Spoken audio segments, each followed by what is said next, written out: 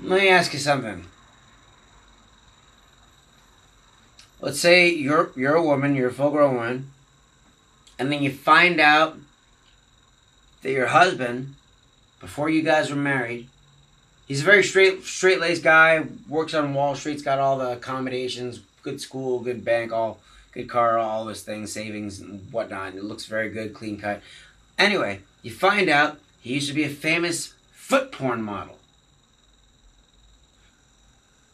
What do? Do you leave that guy? Do you stay? Does it depend on the kind of foot porn? I would imagine the first thing that like you would ask is, I gotta see it.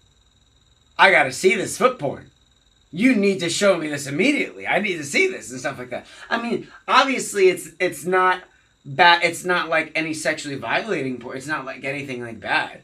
But it's just something so random that like let's say you've been married to this man for 7 to 10 years. He's like a CEO at his company, or he's like a doctor, he's like a surgeon, or some shit like that. And then you find out, or you just come across it online, and like you're like, I know that birthmark, and it's like a foot you've seen for years, and it's got like 10 million views and stuff like that.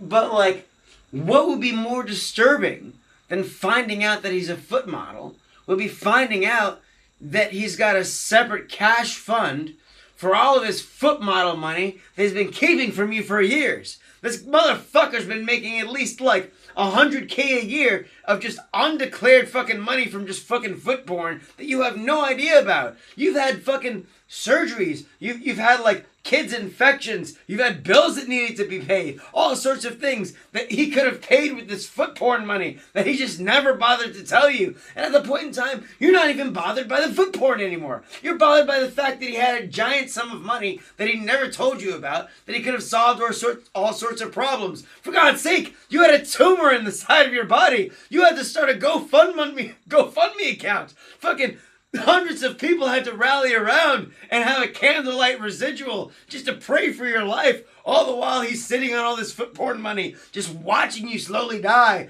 And then you suddenly make a recovery, and everybody is in joy of your life and stuff like that. And he's like, oh, honey, I knew that you could make it all along. And you're like, oh, thank you for being by my side. And then suddenly you find out, what?